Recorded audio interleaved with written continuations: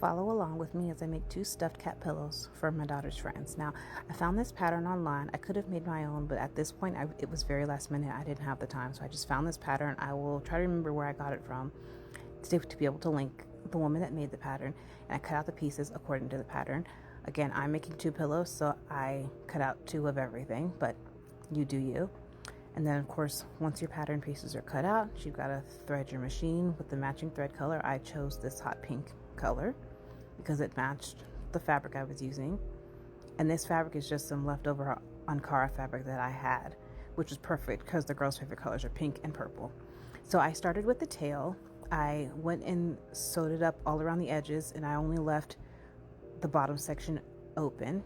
And then once both tail pieces were stitched up, I used my turner to turn them right side out.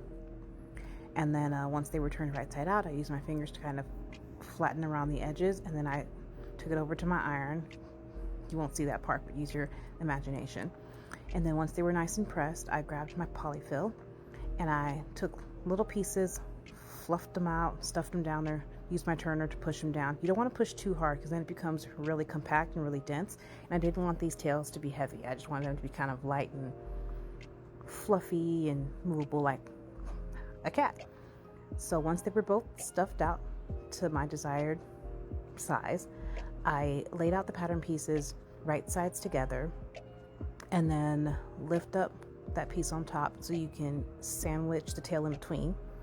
Now, technically you're supposed to use pins to pin all around the piece so that it doesn't move as you stitch. I've been sewing for a while, so I don't use pins. I just don't prefer to. It takes way more time, and again, I was out of time. I did stitch down the tail though because that part was pretty thick. So once that was done, I went and I stitched all around. I left about a 2.5 inch opening at the bottom, and the reason for that was because, as you see, I needed to turn them right side out. I used the turning stick to kind of punch out the ears, make them nice and sharp in the corners, and then once that was done, I gave it a press. And then once it was nice and pressed, I went back to my bag of polyfill and I stuffed them up to how I wanted them to feel.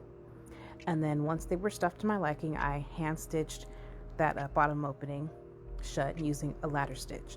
And once that was done, I used some leftover felt that I had to make 2 little scarves to tie around the kitties' necks. And then I used my machine to stitch the girls' names in it, and they loved it. My daughter was happy, and so was I. Till next time.